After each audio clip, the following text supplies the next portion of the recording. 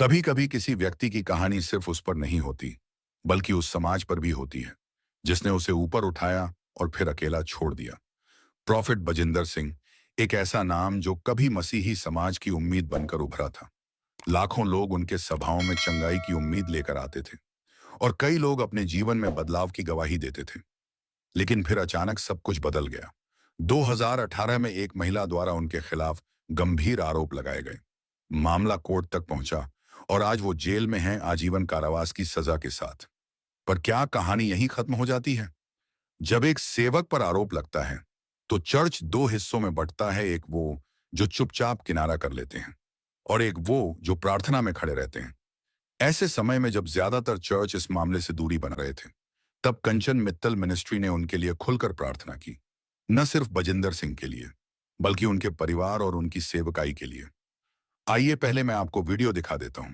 और जितने भी लोग सुन रहे हैं, जो भी एफर्ट आप कर सकते हैं, जिस भी तरीके से आप उनकी और उनकी सेवकाई की, उनके परिवार की और किसी भी तरह की लीगली हेल्प कर सकते हैं, तो आप सबको आगे आना है उनकी मदद के लिए। ये मेरी आप सबसे एक अपील है, एक विनती है कि परमेश्वर के जनों के साथ, उसके दासों के साथ खड़े रहें हर परिस्थिति में। और सबसे बड़ी बात, प्रार्थना करें, क्योंकि जब प्रभु इतने हजारों लोगों की प्रार्थनाओं को सुनता है, फिर वो दूध का दूध और पानी का पानी कर देता है। फिर उसके लिए कुछ भी असंभव नहीं रहता। हालेलुया। उन्होंने साफ कहा, हम उनके लिए प्रार्थना करते हैं। उनका परिवार भी प्रभु की सेवा कर रहा है। आज जब वो कठिन समय में हैं, तो हमारा कर्तव्य है कि हम उनकी मदद करें। और उन्होंने कहा कि परमेश्वर के दासों के साथ खड़े रहें हर परिस्थिति में और उनके लिए प्रार्थना करें। दोस्तों, यह बात सच है कि जब कोई मसीह या प्रभु का सेवक गिरता है, तो हमें उसके साथ खड़ा होना बहुत जरूरी है। एक मसीह के नाते उसका साथ देना बहुत जरूरी है। उन्होंने कहा कि जब मसीह लोग किसी के लिए दुआ करते हैं, तो परमेश्वर दूध का दूध पानी का पानी कर देता है, यानी सच और झूठ को सामने रख देता है। क्योंकि परमेश्वर के लिए कोई काम असंभव नहीं है। यह कोई सामान्य बयान नहीं था, यह एक साहसिक कदम था। और उन्होंने उनके परिवार के लिए प्रार्थना किया, एक मसीह के नाते। आइए मैं आपको वह क्लिप भी दिखा देता हूं। तो मैं चाहती हूँ कि सब हम मिलकर इस समय उनके परिवार के लिए, उनकी सेवकाई के लिए भी हम प्रार्थना करें। परमेश्वर पिता, हम प्रार्थना करते हैं प्रभु आपके सेवक के लिए, प्रभु जी, उसके परिवार के लिए प्रभु, उनकी मिनिस्ट्री के लिए प्रभु।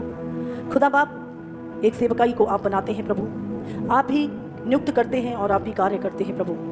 खुदावन परमेश्वर, आप उनकी सेवकाई में को काटिए और छांटिए और फलवंत करिए प्रभु। जब एक सेवक गिरता है या उस पर आरोप लगता है, तब चर्च का पहला उत्तरदायित्व होता है सत्य की खोज और प्रेम में प्रार्थना।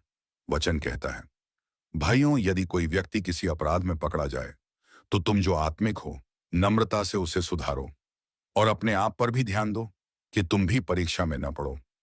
कंचन मित्तल मिनिस्ट्री का यह संदेश यही याद दिलाता है कि गिरा हुआ सेवक शत्रु नहीं होता, वो चर्च की जिम्मेदारी होता है। दोस्तों, जब एक सेवक पर आरोप लगता है, तो समाज की दो तरह की प्रतिक्रियाएं सामने आती हैं, न्याय की मांग और सहानुभूति की पुकार। लेकिन जब चर्च के अंदर से आवाजें उठती हैं, तो वो सिर्फ शोर नहीं होता, वो आत्मा की पुकार होती है। सचदब वचन मिनिस्ट्री के पादरी ने इस पूरे मामले को बहुत संतुलन के साथ देखा। उन्होंने न तो पक्षपात किया और न ही झूठी सहानुभूति दिखाई।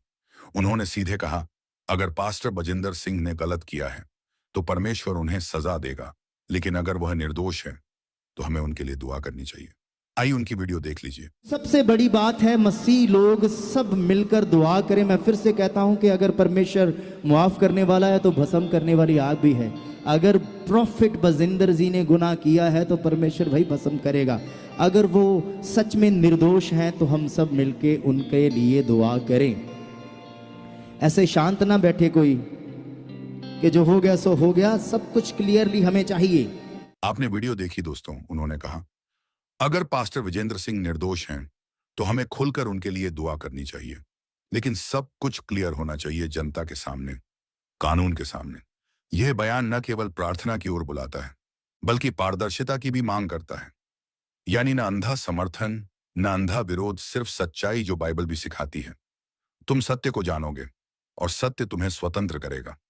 उनकी इस सोच से चर्च को एक संतुलित उदाहरण मिलता है, जहां हम सच्चाई के साथ खड़े हों, लेकिन प्रेम को न भूलें। वहीं रमन हांस मिनिस्ट्री ने भावनात्मक दृष्टिकोण से प्रतिक्रिया दी।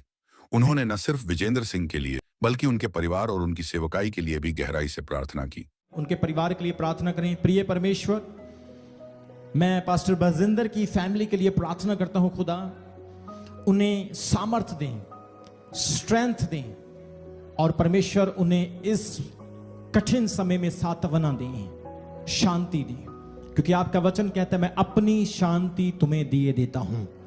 दोस्तों, उन्होंने कहा, हम उस सेवक के लिए प्रार्थना करते हैं जो आज कठिन समय से गुजर रहा है।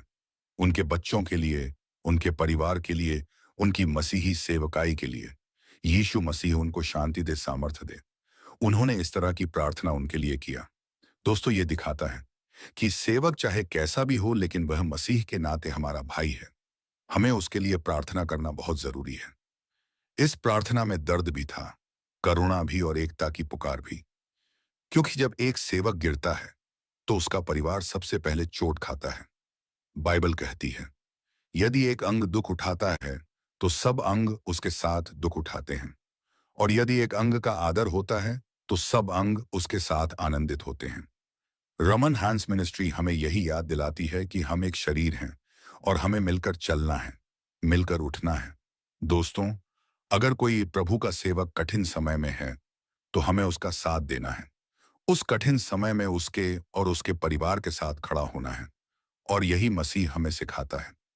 एक अन्य पादरी ने तो यहां तक कह दिया कि यह सब कुछ परमेश्वर की योजना के अनुसार हो रहा है। आज हम प्रार्थना करेंगे पंजाब शहर के लिए, खास करके प्रॉफिट जी के लिए प्रार्थना करेंगे। और खुदा का मैं धन्यवाद करता हूं कि परमेश्वर अपने योजना के अनुसार प्रभु के दास को जेल के अंदर रखा है। हालेलुया। और प्रभु छुड़ाएगा यीशु मसीह के सामर्थ्य नाम में। दोस्तों, आपने देखा, उन्होंने कहा, हो सकता है परमेश्वर ने खुद उन्हें वहां रखा हो ताकि उनकी सेवकाई में कुछ नया हो, ताकि पंजाब के लिए कुछ आत्मिक हो सके। हम उनके लिए और पंजाब के लिए दुआ करें। यह बयान सुनने में सामान्य लग सकता है, लेकिन अगर आप ध्यान दें तो यह एक गहरा आत्मिक दृष्टिकोण है। कभी कभी परमेश्वर हमें ऐसे स्थान पर रखता है जहां से हमारी आत्मा औरों के लिए आवाज बनती है। जेल, गुफा या जंगल। उदाहरण के लिए, यूसुफ भी जेल में था, लेकिन वहीं से परमेश्वर ने उसे मिस्र का प्रधानमंत्री बनाया। दानियल भी सिंहों की मांद में था, और वहीं से परमेश्वर की महिमा हुई। तो क्या बजिंदर सिंह की जेल यात्रा भी आत्मिक मकसद से है? इस सवाल का उत्तर सिर्फ समय देगा, लेकिन प्रार्थना तो अभी से शुरू हो सकती है।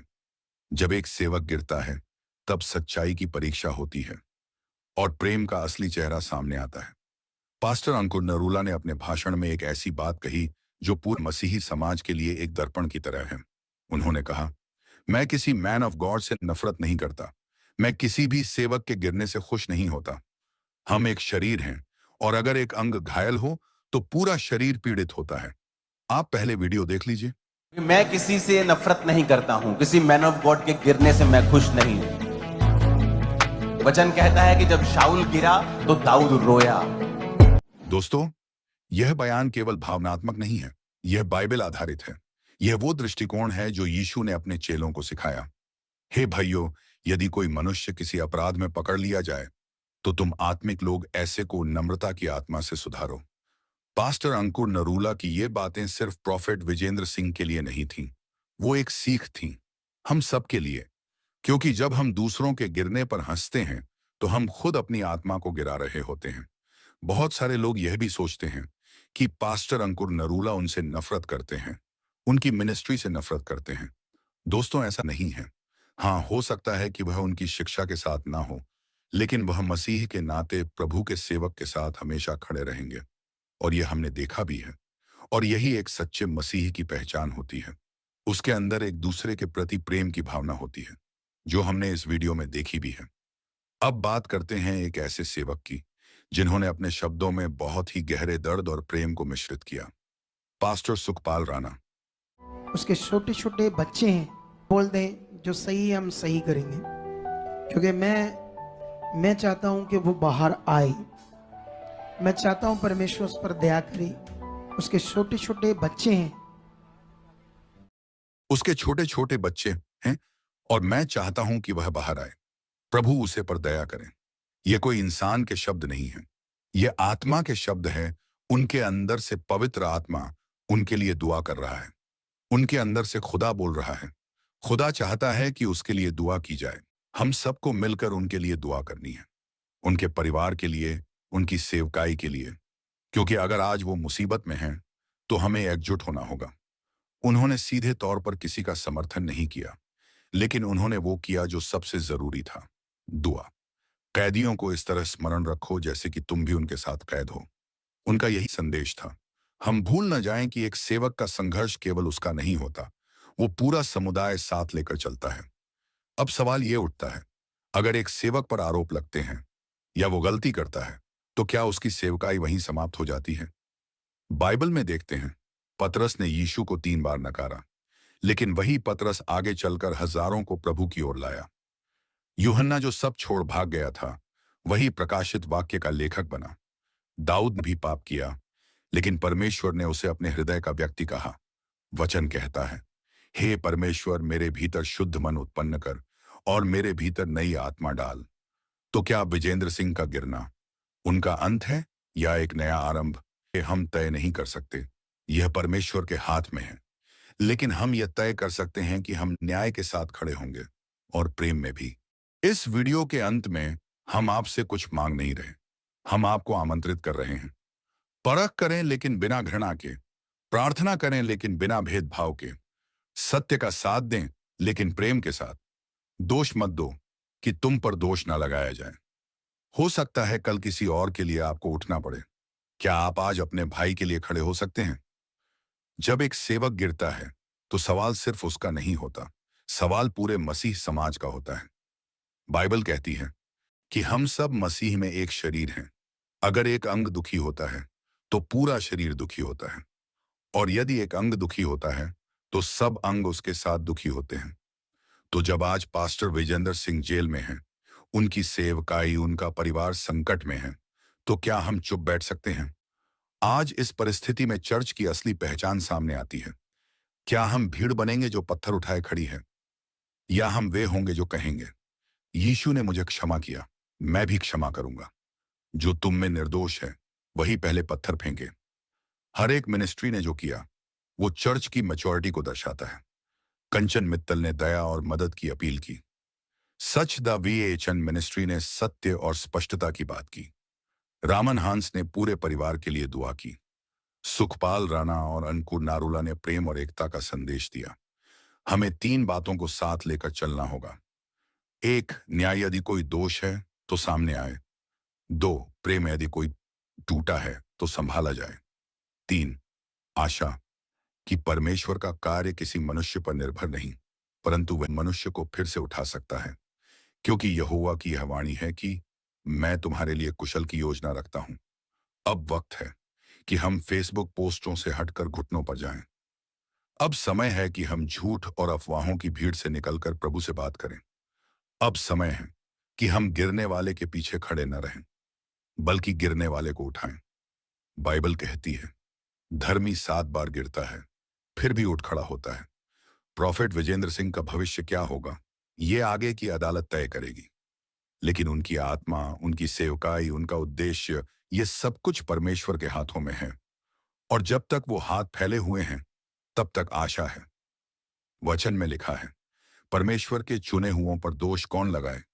परमेश्वर ही तो उन्हें धर्मी ठहराता है। अगर आप मानते हैं कि यह सेवक निर्दोष है तो खामोश मत रहिए, प्रार्थना कीजिए, समर्थन दीजिए। परमेश्वर के समय में न्याय अवश्य होगा, परंतु परमेश्वर आपसे यह जरूर पूछेगा, जब मेरा सेवक घायल पड़ा था तू कहां था? हम निष्पक्ष नहीं बन सकते जब तक हम प्रेम और न्याय दोनों के साथ खड़े ना हों। सब्सक्राइब करें, कमेंट में अपनी राय दें, प्रेम से दुआ करते रहें। और हां दोस्तों, एक और बात, इन सभी सेवकों और मिनिस्ट्रीज ने प्रभु के दास के लिए प्रेम और प्रार्थना दिखाई है। आप इनकी आधिकारिक लिंक पर जाकर उन्हें फॉलो कर सकते हैं, प्रार्थना में शामिल हो सकते हैं और सहयोग कर सकते हैं। लिंक डिस्क्रिप्शन में दे दिया गया है। मिलते हैं अगले वीडियो में, तब तक के लिए जय मसीह की। प्रभु आप सबको आशीष दें। आमीन।